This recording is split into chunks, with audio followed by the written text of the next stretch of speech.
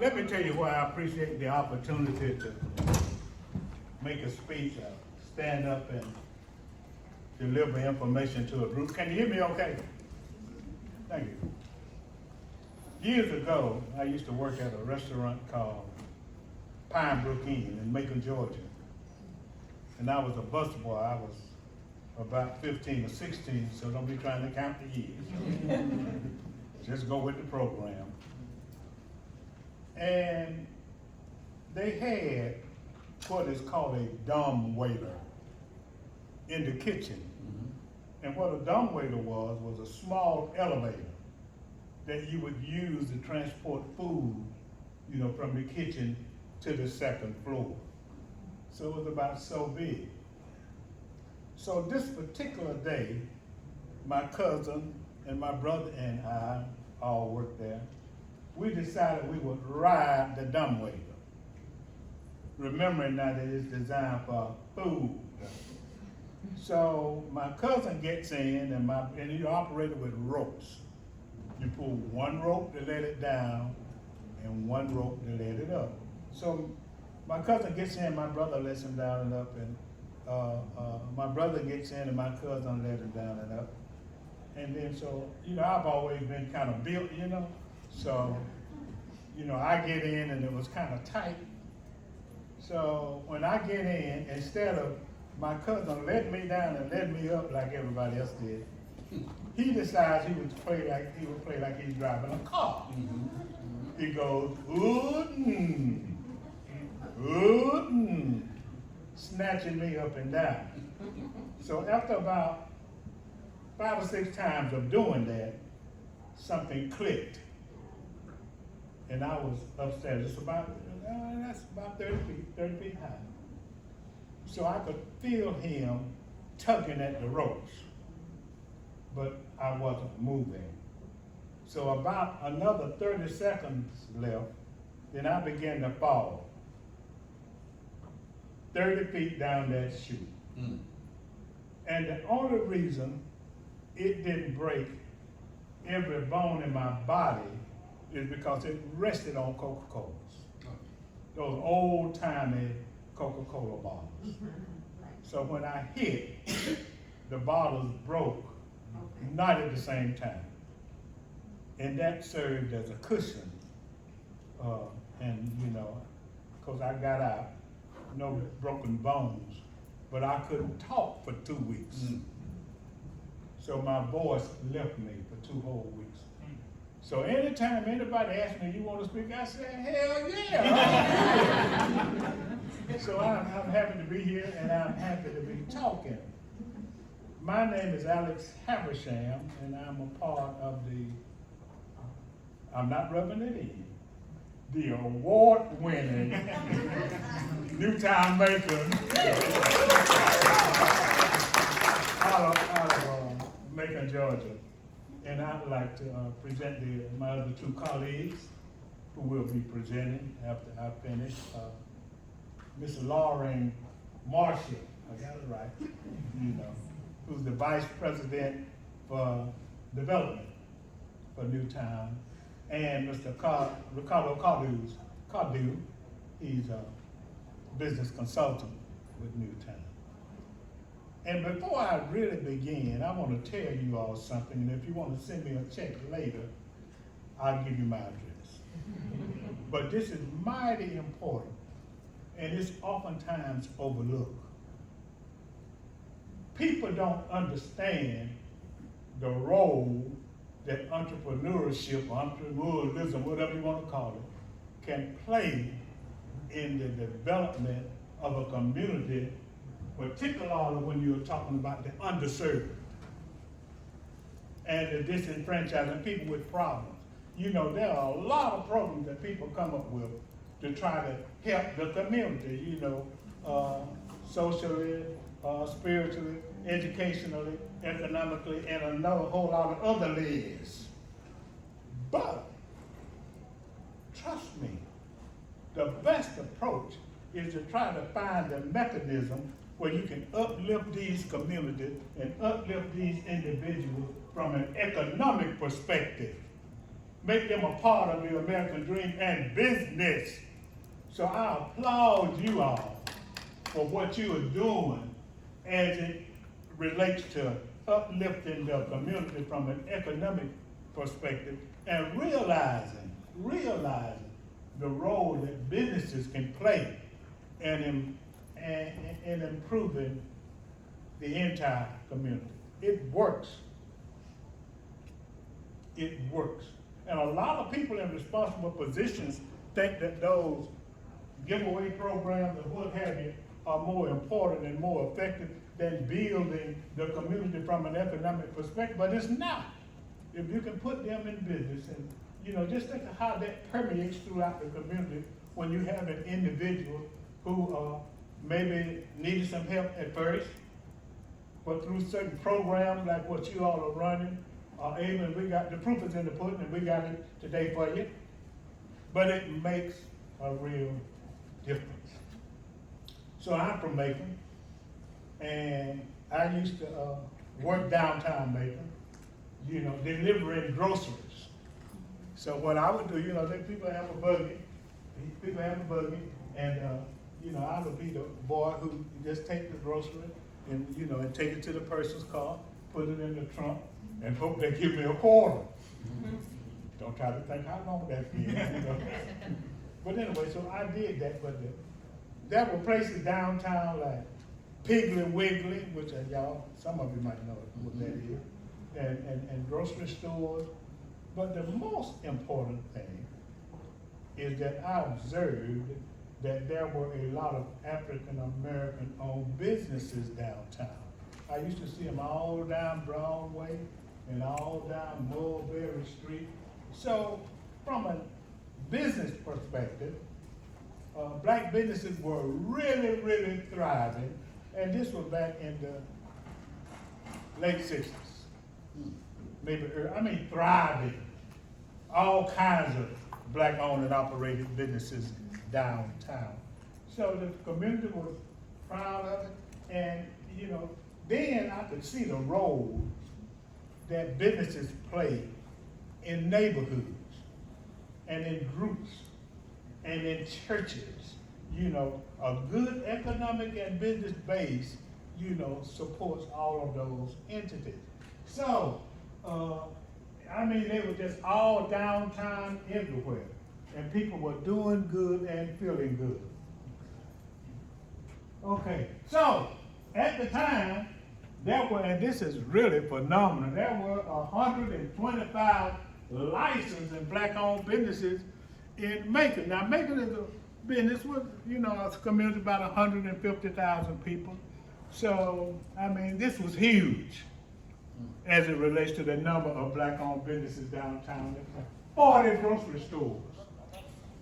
Don't have one yet, we're working on. 17 barbershop, 15 cafes, 8 cleaning and pressing shops, 5 butcher shops, 3 banks, 2 blacksmiths, 2 theaters, 1 haberdashery, and 1 hospital. Macon was just bustling with businesses that were owned by African Americans. And then there was a guy. His name was Charles Douglas, and he was the first African American millionaire in Macon, Georgia. He was really getting it on. And he started, and you'll hear more about it, the Douglas Theater and Hotel. He had people there like James Brown, Cab Calloway, Otis Redding, Lena Horne, who also is from Macon, though y'all don't know that, but don't worry about it. And then, shoe shop, liquor store, pool room, beauty shop, restaurant, and investment properties. Now let me tell you what's unfortunate to kind of tie in with the role that Newtown and Main Street plays in our community. Now, this was the first black millionaire in Macon.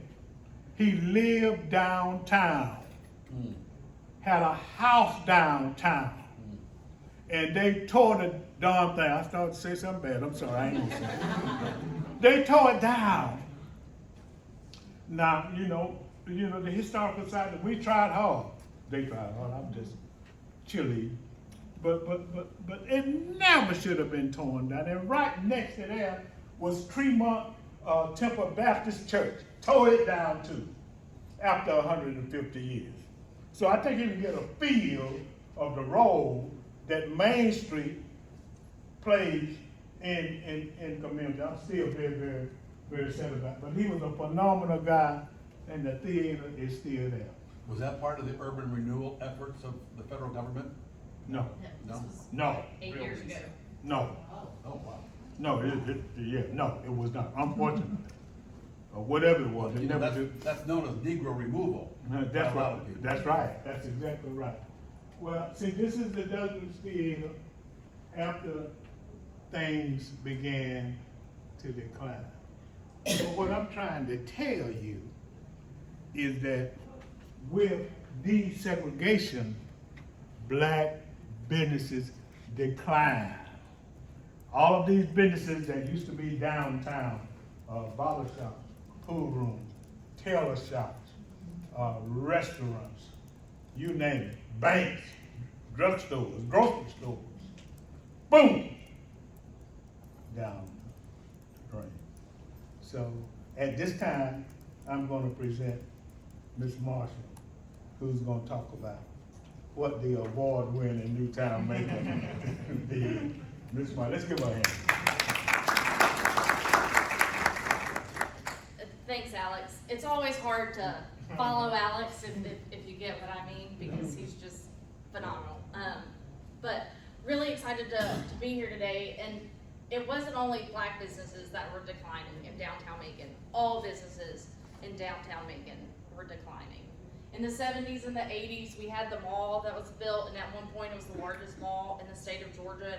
For a brief moment, it was the largest mall in America. And so all of these downtown businesses left and went to the mall in suburban areas. And Macon was a little late to revitalizing and reactivating our downtown. But it all kind of changed in 1996 when a woman named Juanita Jordan is standing, she's in charge of this new foundation. She has millions of dollars, and the Peyton Anderson, who passed away, says, "You know me better than anyone else, Juanita. You'll know what to do with all this money." So she's standing in her office on the 16th floor of one of 3 skyscrapers in Macon, and she's standing in her office and she sees a dead and dying downtown.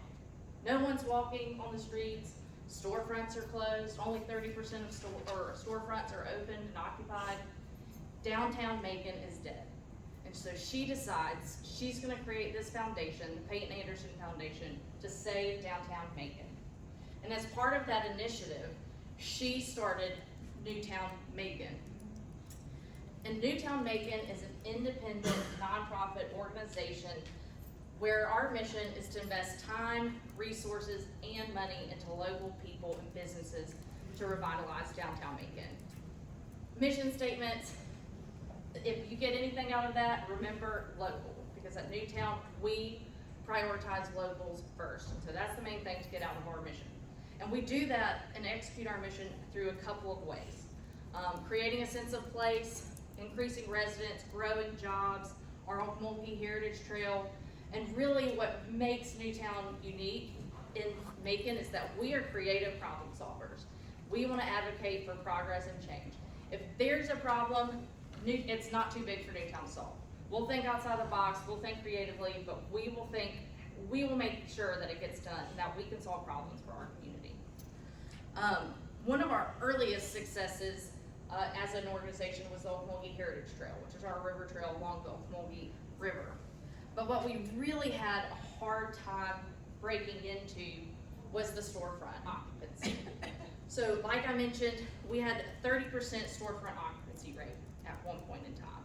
We had this small business grant program, investing money for businesses to come and open storefronts downtown.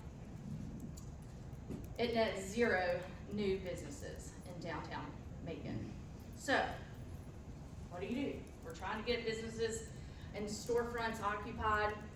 And just to give you some context too, downtown Macon is full of historic buildings, multiple stories where the 2nd and the 3rd floors completely vacant. And so in 2011, we have this watershed moment where Newtown sponsors a market study. And that market study tells us that downtown Macon could absorb 8 or 200 new loft units per year.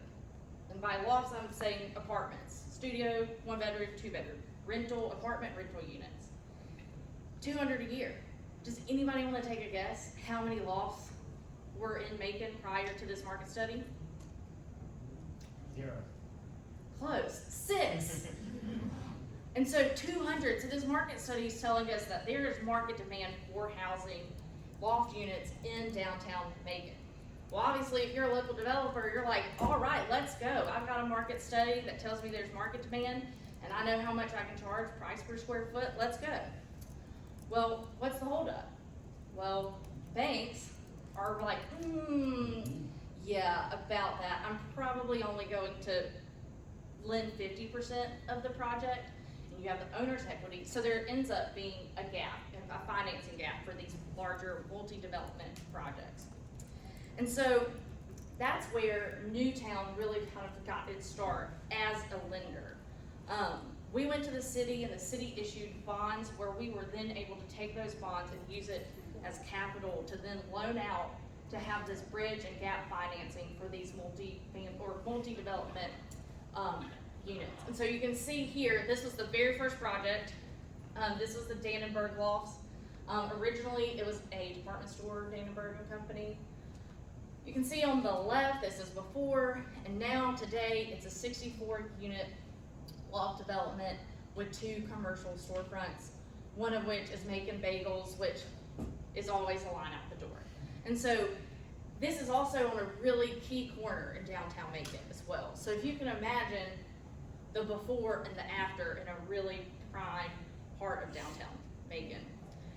And so with the commercial real estate lending, that really was just the beginning. And so from there, our lending has evolved. And so one thing that we noticed is more loft units were coming online, that retail follows rooftops. Yep. So more businesses were coming and opening stores in downtown Macon, or restaurants in downtown Macon, because people were there. So they were meeting the market where the market was. And so we decided in 2016 to go into small business lending as well. And so we had an anonymous donation for $300,000 that started an endowment. And today that endowment has grown to $7 million. And we, instead of taking that endowment and using it directly for capital, we take a line of credit out and use that line of credit as capital for our business loans. And so we really fill a gap in the market. So banks and traditional lending institutions don't really like startups. They want to see 2 years of financial history. Well, 64% of our business portfolio are startups. And so a lot of our loans were to women. We also had a lot of industries like hospitality and things that, a bank doesn't necessarily want to work. The main thing to know too is at this point with our business, our storefronts, 18% of our storefronts were Black-owned businesses. For comparison, the population of Macon is 55%. So there's a huge discrepancy in representation of our downtown business owners. And so we really want to make that a priority going forward as we continue our business lending. And so in 2021, Newtown became certified Community Development Financial Institution, or CDFI, by the U.S. Treasury. So a few things to know about what a CDFI is one, it's still a financial institution, but if you think about 2 opposite ends of the spectrum when it comes to getting a loan. You have a bank on this end, that's whether they're community, regional, or national banks, and then you have predatory lenders here on the far end where you have exorbitant rates and just really unethical. And so in the middle, you have CDFIs that really help bridge this gap between banks and predatory lenders. And so to be a CDFI, you have to, 1, serve underserved target markets, low income, rural, women, and then you have to provide financing and technical assistance. So I like to tell our clients, you're not gonna get rid of us. This is not a transactional relationship. You cannot get away with just paying your loan, or not, but you cannot get away with that, and then we are here to help you. We wanna know what your goals and how we can help you succeed. And so our technical assistance, you'll hear more from Ricardo about that, but that's group academies, workshops, one-on-one coaching, but it's not just a loan. We're also providing really helpful financial services. And then also community impact. We have to demonstrate that there's a community impact. But ultimately, CDFIs fill that financing gap that otherwise wouldn't be there. And so, you know, as we became a certified CDFI, we realized we needed to kind of think about how we were assessing risk and how we were taking our underwriting. And so, I'm not gonna bore you with the 5 credits. There are 5 C's of credits, I promise. But the main thing that I wanna point out is the character piece. So we really, as a CDFI industry, we really focus on character-based lending. And so for us, the questions that we're asking or looking at is, 1, is this client coachable? Are they gonna be willing to listen to us, take our advice, or not even that, but when they are in business, if they aren't flexible, or they're not coachable, or they're not looking and reading their target market and not offering, you know, pivoting and offering services or products to meet that target market, then they're ultimately gonna fail. So are they coachable, and are they willing to learn and kind of take advice? But also, we don't look at credit score. We only look at credit history. Are you a financially responsible adult? Which for a lot of people, credit score is a huge barrier to access to capital. And because we don't look at a credit score, but we look at, have you missed any payments over the last 6 months? Have you missed any payments over the past 12 months? Have you filed bankruptcy over 2 years?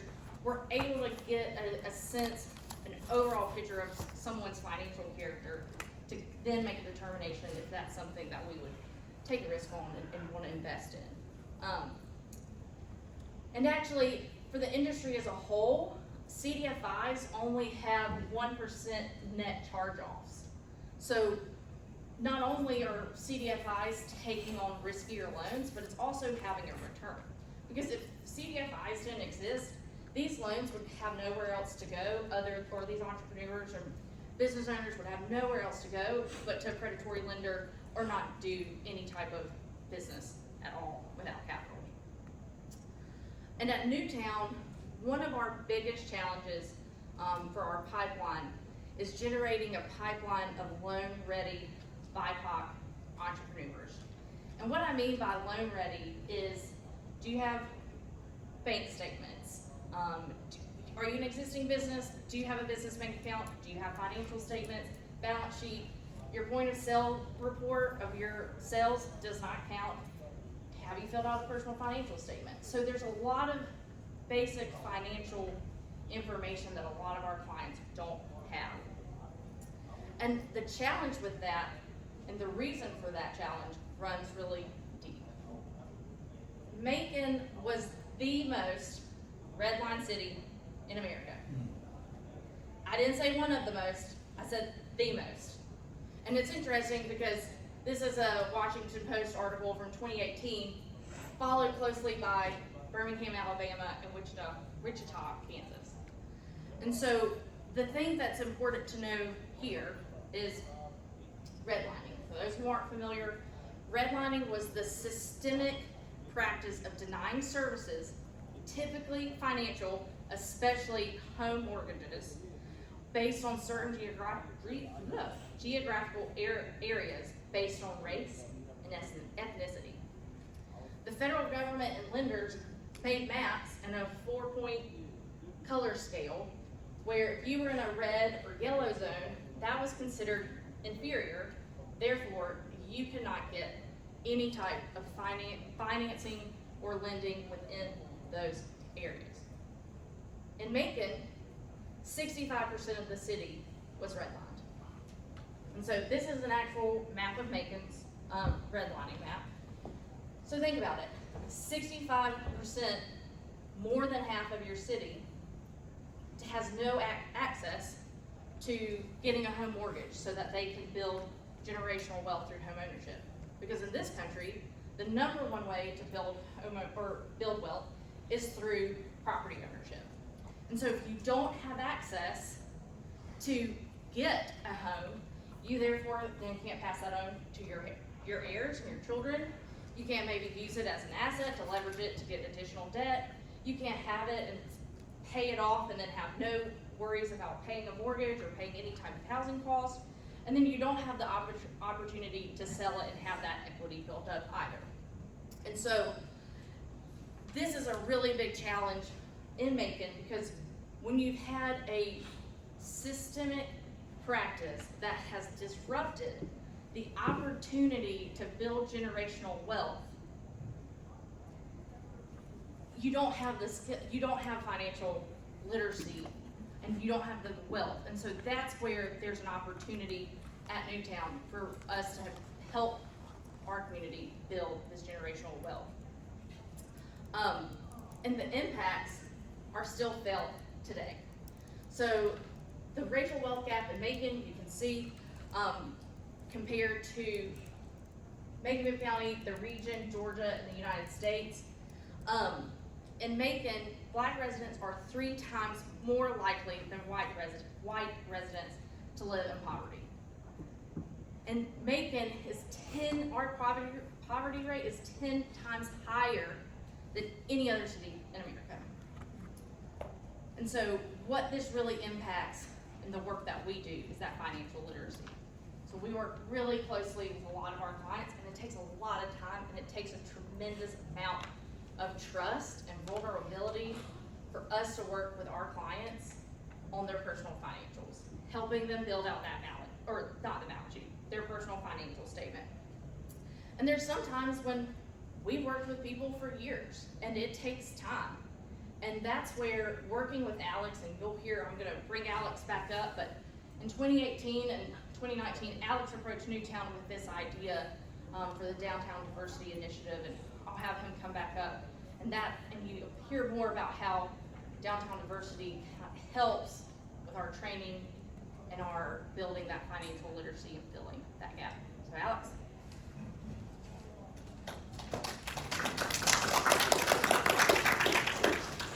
Well, not only am I good looking, I'm a businessman too. So I have a business called the Macon, Middle Georgia Black Pages and Resource Guide, which is a directory of African American businesses in Central Georgia. You know, everything starts with an idea. You know, the Black Pages started with an idea. And this initiative, the Downtown Diversity Initiative, started with an idea. Now, I told you I used to push a buggy downtown, delivering groceries. And then I began to notice how downtown was flourishing. You know, I mean, there were businesses popping up everywhere. You know, people were moving downtown.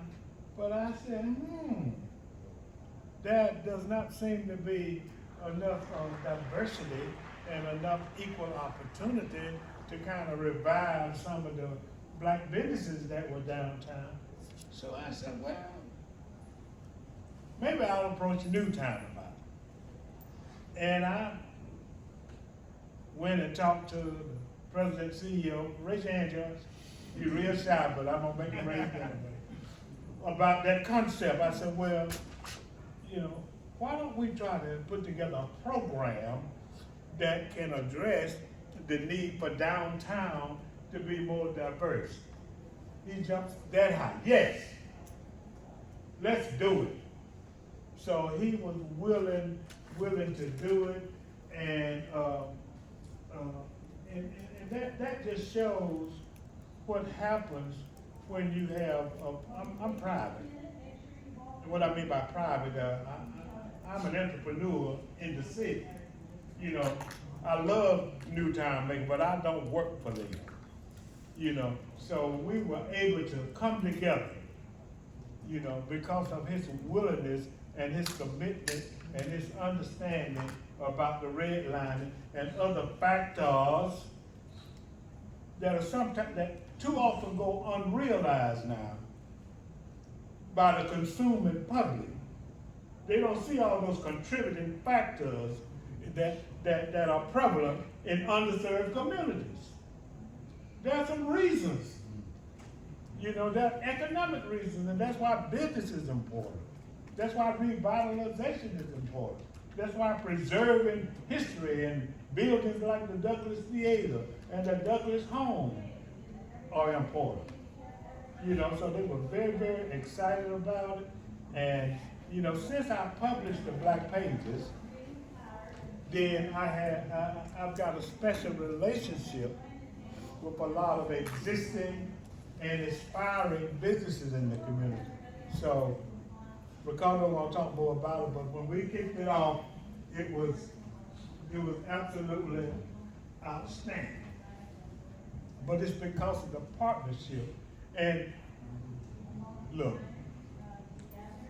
people know when you're real now. You know, you can't fool folk like, you know, that you really believe in DDI and stuff like that. People know when you're real. I'm gonna give you an example. Have you ever been in a room and then a baby comes in the room and people reach for the baby and then the baby goes like this? You know what I'm saying? And then another person, you know, reach for the baby almost leaps in that person's arm. That's that baby's spirit. And you can't fake your spirit. So it takes a genuineness like what Newtown had. You know, it was real. The desire to improve the community, the recognizing what the contributing factors were and are in underserved community. Consequently, 2 years later, I'm in Birmingham, on the stage at Newtown, receiving an award. Bless you, Ricardo. Yeah, these are some of the people. This was our first, and I'll just take you quickly, and we'll talk more about it. But this was our first class. We had several people. These are the winners. We got somebody, and they only won $1,500. The winner won $1,500 each, but they went through this training that was fairly intense, but it was absolutely intense. After our next speaker comes up and tells you about what he did, but it works. It worked, and it works.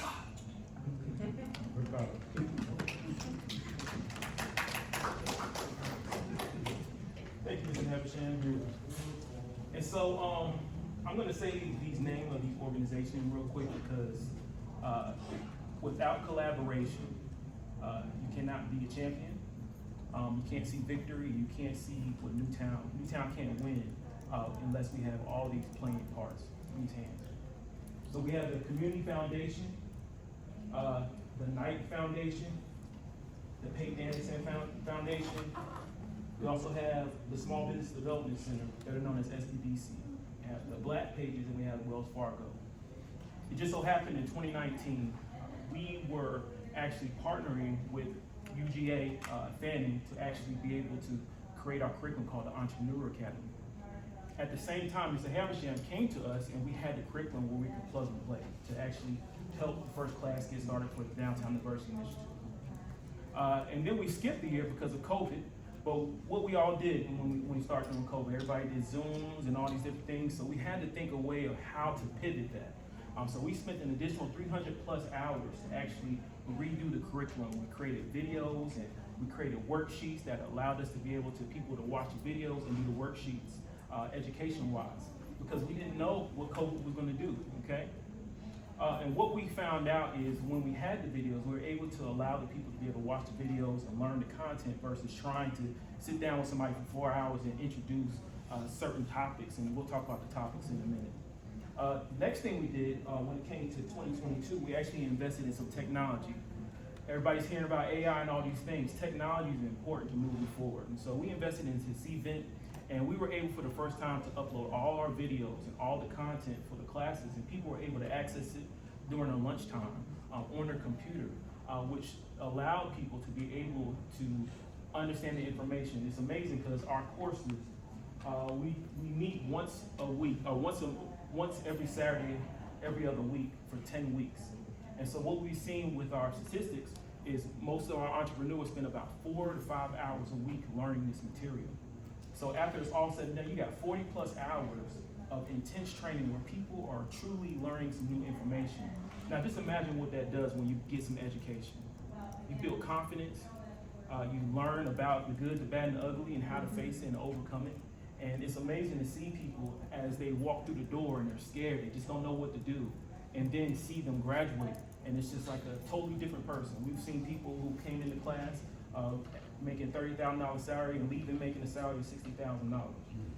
They were like, well, I'll just get a better job. You know, maybe they decide not to get into business, right? So this is our curriculum that we have spent time building, okay? I'm not gonna go through all of it, but I'm just gonna do some highlights, okay? So for the first class, first of all, who all in here has ever heard of a personal financial statement? Have you filled it out? See, the hands got a little less. Just imagine you're in the underserved community and learning it for the first time. Spending some time looking at the good, the bad, and the ugly about your finances, and having to deal with it, and the fear, and just the neglect, right? It's eye-opening to see how people get that information for the first time and just know where they're at. That's what it's about knowing where you're at so you can know what you need to do to get to the next step, okay? Going to the second class, covering customer pain and need. If you don't solve a problem, you don't have a business, meaning you don't make any money, okay? And also, the total available market, call it TAM in our network. Instead of throwing a dart at the wall and hoping it sticks, you need to know how many people you're actually gonna be able to serve, okay? So you can know if you're gonna be able to make money. Going into the third class, I always think about the product development pricing part, because people price things based off of their confidence. And so you deal with people who are undervaluing your products, so they're selling it too cheap so they can't make a profit, or they're even scared to even talk about it because they just don't have confidence in the product. And so we teach, hey, you need to look at the market, look at the statistics, and see how your pricing should be based off the market, not off on how you feel. Okay? Going into the fourth class, this is when people get really scared to get ghosts, because we talk about balance sheets, income statements, all these things that are relevant for you to know if you're going to make money in your business. We also snuck in there stress management, because entrepreneurship is a roller coaster. And having emotional intelligence and having access to be able to talk to a psychologist or anything like that, you need that confidence, you need that group of people around you to help you sustain over time. Then going into the last class, we talk about compliance. Why it's important to have a business bank account. Why it's important to have the proper insurance, taxes, all these different things that are important. And then the last thing we do is we teach people about how to be how to get small business financing, which is very important because we deal with trauma. We're dealing with people who have trauma dealing with the banks. They went in and tried to get a loan, and they said no. And there was no explanation why. They just got a letter in the mail saying you have some derogatory information, and that's it. Now just imagine your hopes and dreams are in this business, and your creativity, your light's about to get cut off, and you're making decisions out of desperate measures, and somebody just tells you no, and that's it. What do you think that does to you, hope-wise? It breaks you down. And so what I'm going to do now, I'm going to kind of bring you into my classroom. This is our business canvas. And so what we did, instead of doing a business plan, we came up with the business canvas concept. And the reason why is because we found out that people were scared of business plans. They were intimidated to sit down and really do the research and not have any help along the way. It was most of the time people end up quitting. So the business canvas, what we did, we came up with some short questions that allows you to be able to do the research that's necessary. And what I say in our class is, hey, this is your business canvas. This is your best friend. It should tell you a story. Now, if the story is messed up, that means you have to start over, because I'd rather you fail on paper than fail in life. Okay? I also say at the same time, this is a safe space. This is a chance for you to say every idea, every concept. We want to know because we want to be able to help you in real time. And it just helps build people's confidence. This is one of our breakout sessions that we do during the class, and people love this because it's smaller groups, and then you're able to talk about target market, your messaging, and all that stuff. But what begins to happen, people begin to make friendships, and also we've seen the students actually start teaching each other, which is powerful. And then at the same time, they start realizing that the situation that they're dealing with at the house is just not as bad as that next person next to them. And so they realize, man, I'm a single mother, but I only have one child versus 3. It's a difference. That's a difference. I haven't dealt with somebody telling me no yet. So I need to really figure out, I need to listen to this person on how they deal with their no's. And so it's just something powerful about that. And so now we're going to change lanes a little bit. I just want to kind of go over the program impact. And so from 2019 to 2023, we've had 133 participants. We had 69 graduates and over 351 applications. Now, a lot of people ask about that 69 graduates. Business is hard. It's a reason that 98% of businesses fail in 3 years. You think we have that's actually a better percentage. But that's what I was talking about. People gain that confidence. They might realize it's okay to realize that you're not supposed to start a business. It's okay to be the second person in the business. You may still make good money. It's okay to get a career. You can still make good money in a career and buy your house and work on your credit and impact your community. It's still valuable, right? Not everybody's meant to be a business owner, okay? But the great thing about it is we were able to give, over the last 5 years, over $95,000 worth of grant money to our winners. Now, and what we do is we have a final pitch contest, and we choose the five best people, and they win $5,000 for their business, to put towards their business. No questions asked, here's the $5,000 for your business.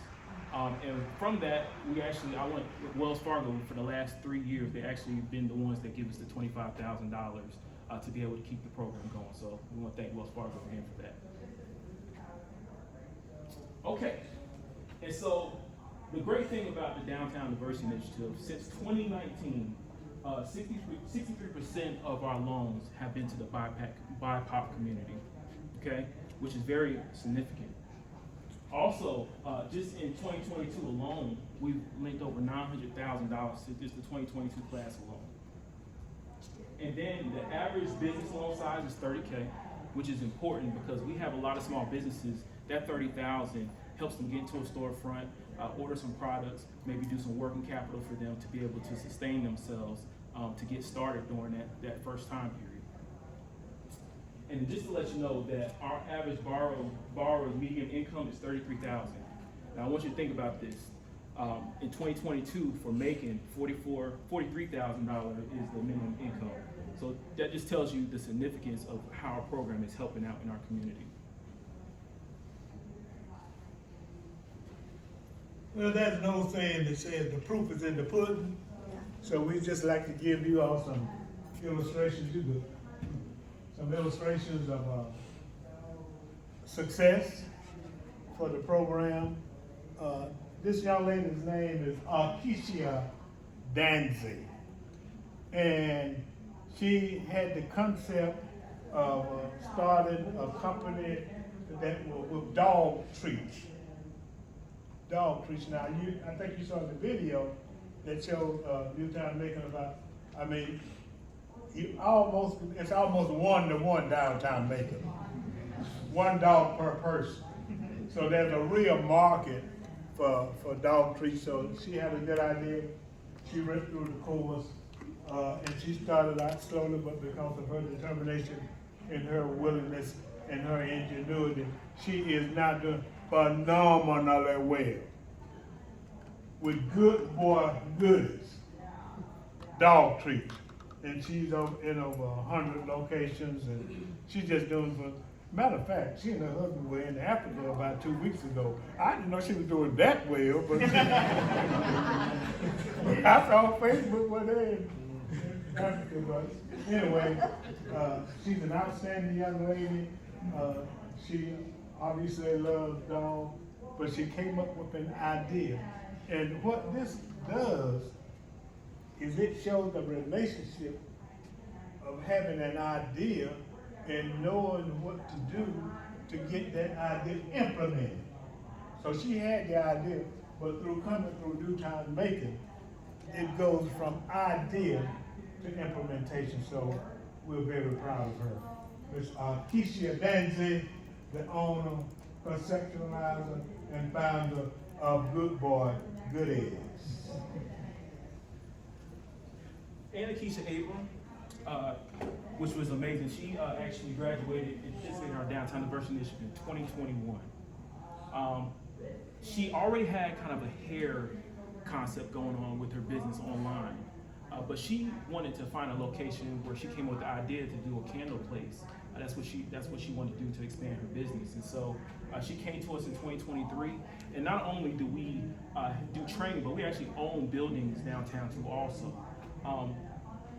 If you can imagine, if it is Redline, the most Redline location, just imagine how it is as a black entrepreneur trying to find a storefront downtown. You have to have a 700 credit score. The average credit score for black people in Macon is 630 credit score, and then other than that, it's a lot lower when it comes to people who are in places and they need access to capital. And so just imagine that time period of stress that happens. And so we're able to actually have, I call it accessible, affordable storefront ownership. And so we were able to allow her to get into that location. She actually came to us and got a microloan so she can get working capital. And so now she is open. She has an open storefront. And this is the outside of the location. And then also that's kind of what the candle setup looks like. We actually did that a group outing, and we were able to celebrate that. So that was fun to see that. Also, Anissa Jones and Deion Aiken. We have another class called the Developers Academy. So we teach on how to take advantage of historic tax credits and build buildings. But they came to us because they were renting out a loft downtown and 2 storefronts. And what we realized is that if they bought a building, they could save money. And so that's exactly what they did. We helped them be able to purchase a building, and then this is the results of it. So now they own this location. Her storefront is down there, and she developed in her second storefront, and her and her husband Dion actually live up top, and it's a beautiful location. It's probably one of the best lofts downtown right now. So this is a quote from one of our class graduates from 2023. I'm just gonna read the highlighted red words for you, so it's something that can stay with you. Life-changing experience, and we didn't pay her to do this either. Invaluable. Fundamentals of business. Push me out of my comfort zone. Business rock star. So I want you to think about that.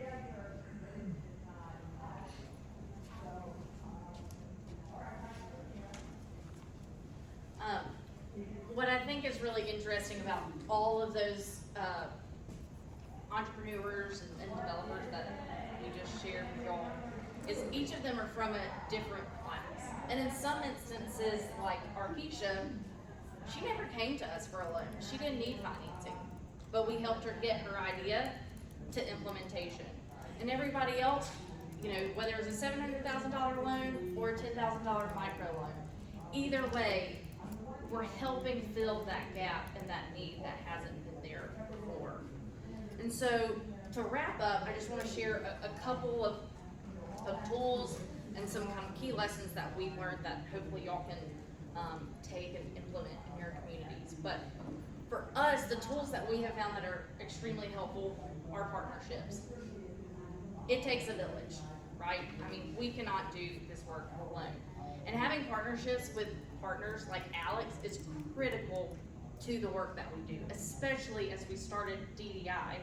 And if you have 18% of your storefronts downtown are owned by Black entrepreneurs, you have a majority of the population that maybe don't feel welcome downtown, right? So that builds that trust there with partnerships, especially when it comes to financials.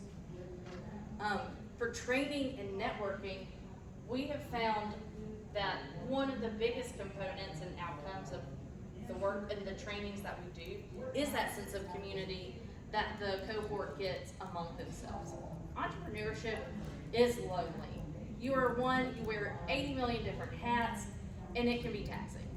But when we have our participants who come and they're in DDI, they have a support group for life who have the same kind of worries and issues, and they can work through those together so they don't feel so alone. But also working with Newtown is a benefit from a network perspective, because thinking about what are local resources available that we might be experts on that we can help leverage. In the state of Georgia, the state historic tax credit program is very robust. And so we have a level of expertise when it comes to historic tax credit projects with real estate that we're able to coach our clients on taking advantage of those tax incentives and adding additional equity to their project. But also financing. This CDFI space is really a burgeoning field. It's been around since the 70s, but it really has kind of exploded since the pandemic. And so there's a lot of opportunity to find additional partners, additional capital to continue investing in the community. But the impact. Our survey respondents from last year's 2023 class, 80% said that they were extremely likely to start their business from DDI. And since 2019, you heard Ricardo, 64% of our business loans went to BIPOC-owned businesses. And so,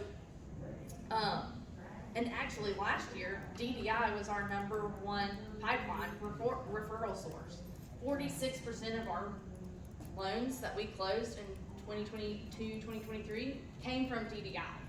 And a lot of times, they might come back to us immediately, or someone like Anna Keisha might come, 3 years later.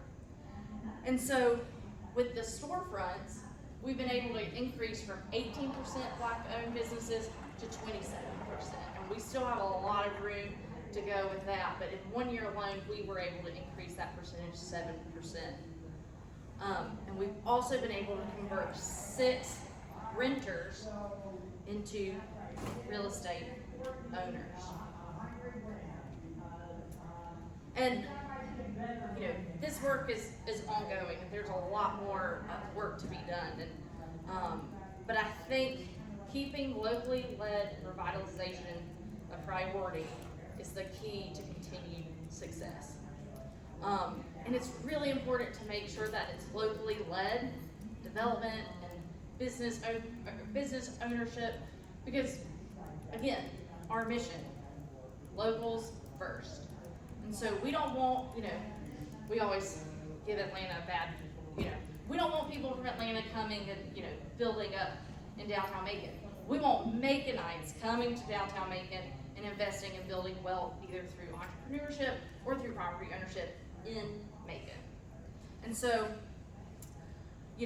when revitalization is championed by local residents, then you can ensure that it will be more representative of your community. And this is the antidote to gentrification and displacement, because when our business owners own their building, then they can't be displaced. And so, again, we know in the US, owning property is the #1 way to build wealth. The second is through business ownership.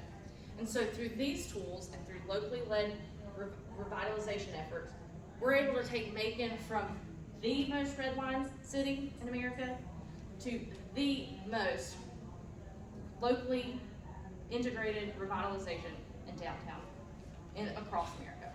So that is all we have for y'all, and I'm happy to take some questions.